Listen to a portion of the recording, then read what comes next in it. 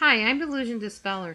I'm going to talk to you about the main traits of narcissistic personality disorder, just because I haven't gone over that in a little while, and maybe you don't want to search through all the older videos to see what that is.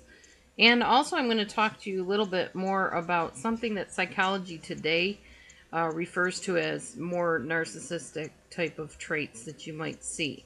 So this might give you more of an overview of what to expect from the narcissist in your life. So, first of all, there's the typical traits.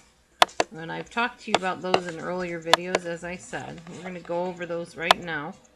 They are: the narcissist will have a grandiose sense of self-importance. Somebody that turns the conversations always back onto themselves, always wants to tell about what wonderful things are happening to them or how they are so persecuted by everybody else. But it's always about the self. They are preoccupied with fantasies of unlimited success, power, brilliance, beauty, or ideal love. This is from the Diagnostic Statistical Manual, which is what psychologists will use to diagnose and psychiatrists narcissistic personality disorder, should one venture into their office, which is very rare. So they have a preoccupation with fantasies of unlimited success, power, brilliance, beauty, or ideal love. They always want to be the top of their field, the top of the line, the leader of everything, the best at everything. That's pretty much it. They believe that they are special and unique and can only be understood by or should associate with other people that are of high status or institutions that are of high status in their opinion and their belief system. They require excessive admiration. They constantly want you to compliment them, and they love it when you flatter them.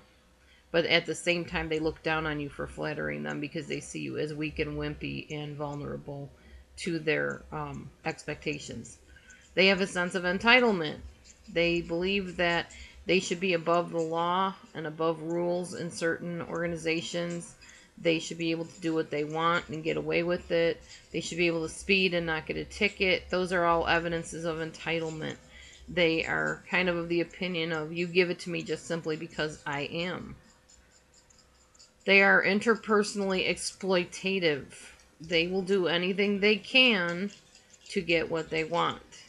They will use you, they will abuse you, they will lie to you, they will cheat, they will steal from you, anything as long as they get what they want. They lack empathy. They are unable, unwilling to identify with your feelings and the feelings of other people. It's kind of like I've described in the past, when you step on an ant, you think, well, that's just a bug. They don't feel anything. Well, narcissists see people much the same way as somebody they can do or say anything to, and they're shocked when the person is hurt or angry because they think you should not even notice what they're doing. You should just accept it and maybe come back asking for more of the same.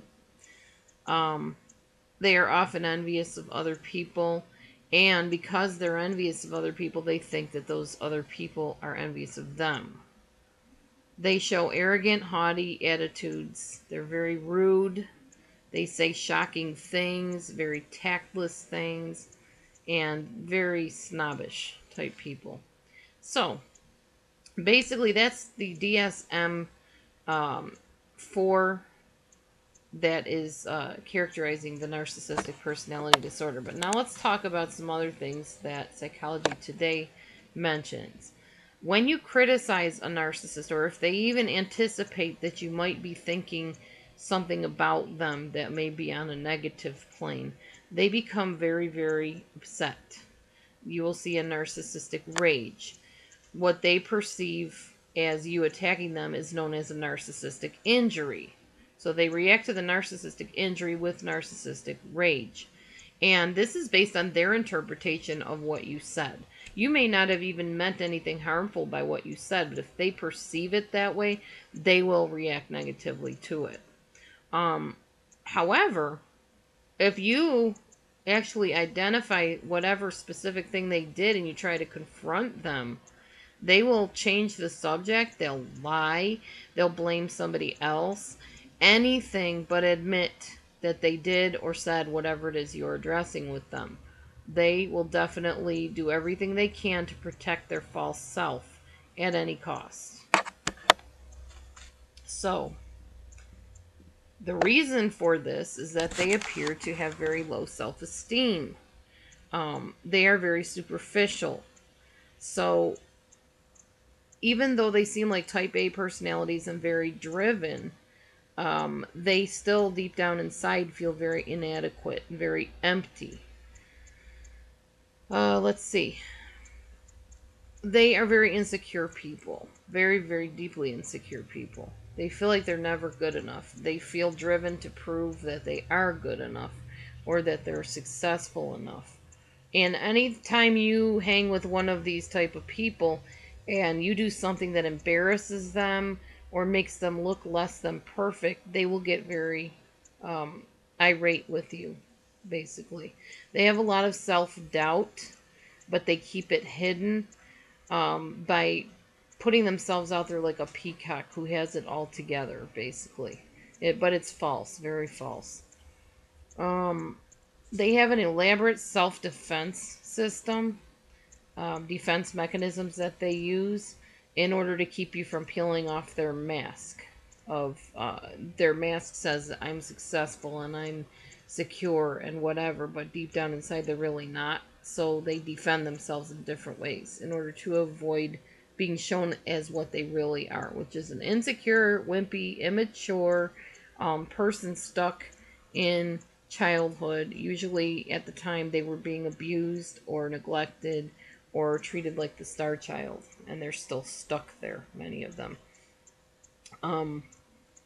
That's why they fish for compliments, and they're always making sure what you think of them. They'll ask you things constantly. What do you think about how I did that?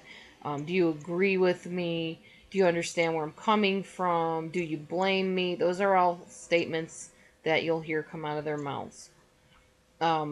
They are very good at complimenting themselves by using other people to sing their praises, basically. Okay, hold on a sec. We're going to stop there. Stay tuned for the next one.